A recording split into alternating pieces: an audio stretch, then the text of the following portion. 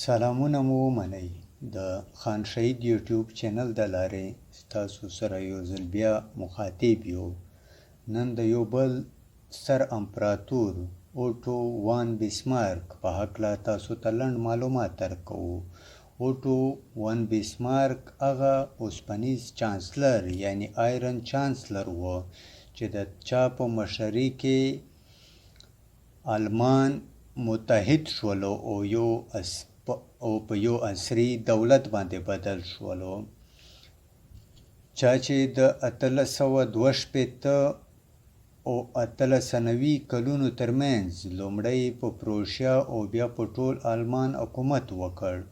د یو ستر ستراتیژیست په صفت بسمارک د ډنمارک، اتریش او فرانسې سره پریکړه کوونکي جنګونه پیل کړل ترڅو د پروشیا تر مشرۍ لاندې یو کم 40 خپلواکه الماني دولتونه یو ځای کړي.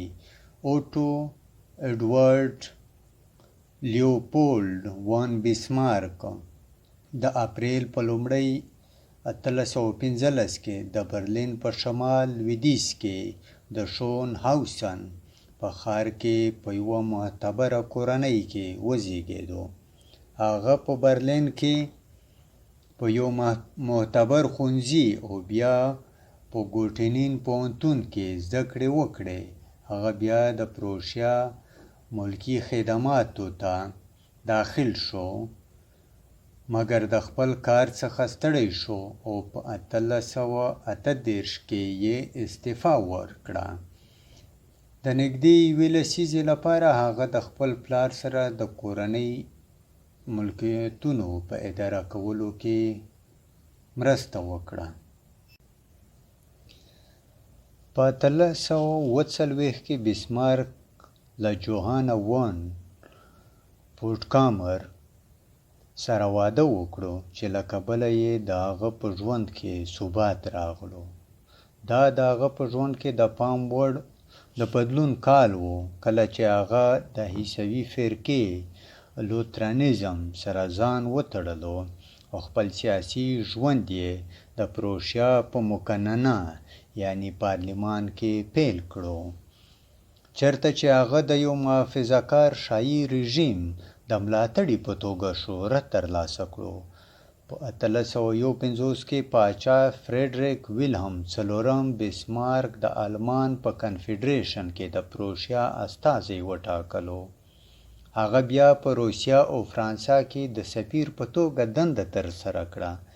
په 1862 کې هغه پروشیا ته راستون شو او د نوي پاچا ویلهلم لومړي لخوا صدر اعظم وټاکل شو. بسمارک هوډ درلوده چې د پروشیا غیر چاپیره ټول الماني دولتونه په یوه امپراتوري کې سره متحد کړي. د اتریش په مرسته هغه د پروشیا غځېدلی ځواک د ډنمارک څخه د شلزویک او هولسټن ایالتونو د نیولو لپاره وکارولو. د دې ولایتونو د انتظام یا اداره کولو په سر یې د اتریش او د هغې الماني متحدینو سره یې ناندرۍ په جنګ واوړېدلو په کوم کې چې پروشیا ګټونکې وه.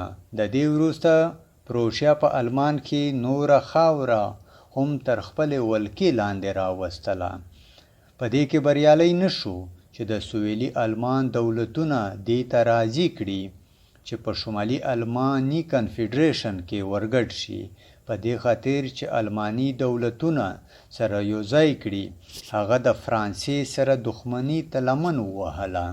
د فرانسې او پروشیا جنګ کې د آلمان بریا سویلي دولتونه دې ته واچول چې متحده آلمان کې ګډ شي. په 1870 کې د یوې موافقتنامې لاندې د ټولو آلماني دولتونو په شراکت د آلمان امپراتوري یعنی جرمن امپایر اعلان شو او ویلهلم اول امپراتور وټاکل شو. د نوي آلمان د چانسلر په توګه بسمارک د شریک ملي هویت په درلودلو سره د یو ځواکمن آلمان خوب لیدلو. د هغه لومړی ګزار په کاتولیک کلیسا و، کوم چې د هغه په باور ډیر اثر لرلو، په ځانګړې توګه په سویلي آلمان کې. هغه د روغتیا بیمې او تقاعد یعنی پنشن په معرفي کولو سره د اشتراکي نظام معنا سوشلیزم د خپرېدو د مخنیوي لپاره هم کار وکړو. په بهر کې د بیسمارک مرام په اروپا کې د الماني امپراتورۍ تر ټولو پیاوړی کول وو. په 1881 کې هغه د اتریش هنګري سره د فرانسې او روسیې د مخنیوي په خاطر ائتلاف جوړ کړو. ایټالیا وروسته په ائتلاف کې شامله شوه. د انګلستان سره د دښمنۍ د ځان ژغورلو په خاطر هغه په 1880 کې دوه د میډیټرینین لوزنامې تړونونه لاسلیک کړل چې هدف یې د روسیې په وړاندې خپل حیثیت خوندي کول و. په 1890 کې د نوي امپراتور ویلهم دویم سره د اختلاف په سر دنده پرېښودلو ته اړ شو. هغه هامبورګ ته نږدې خپل ملکیت ته ستون شو او په 30 جولای 1893 کې ومړ او خاورو ته وسپارل شو.